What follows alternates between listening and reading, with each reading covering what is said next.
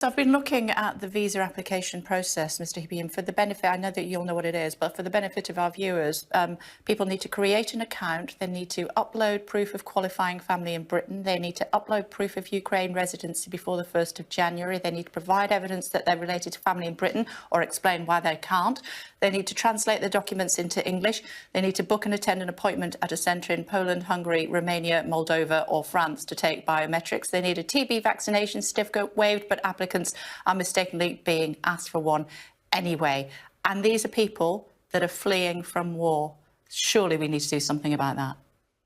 Well, and I think the Home Secretary is very much keeping it under review. There is it is a hard job to be Home Secretary. You know, you have to balance, on the one hand, the risks to the United Kingdom. And I accept that people will look at these TV screens and say, look, there is an immediate imperative to waive all this stuff and do it quicker.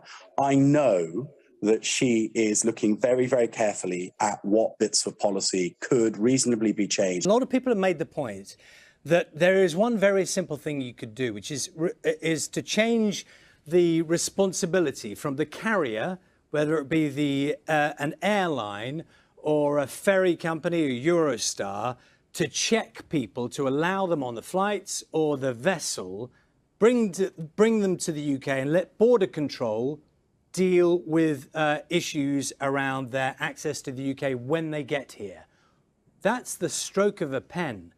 The Home Secretary could do that immediately, allow them to travel, get them to safety. Why is that not happening?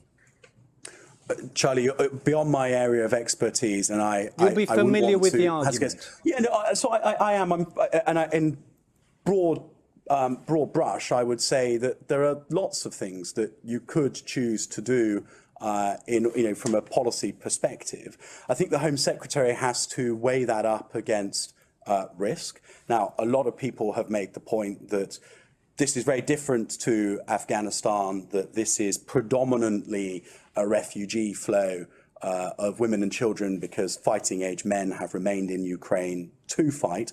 I know that the Home Secretary is very aware of that, but she needs to make decisions around how to change visa policy and, crucially, the security checks that are done within visa policy in a way that still gives her the assurance that she needs, that at a time of acute competition within Europe between the West and Russia, we are not making the mistake of dropping our guard altogether. Now, but this is bogus, isn't it? This notion that women and children, who are trying to get out of a war zone, are a risk to our security. I mean, it's like a flag that's been raised that just doesn't add up, does it? Does it make sense?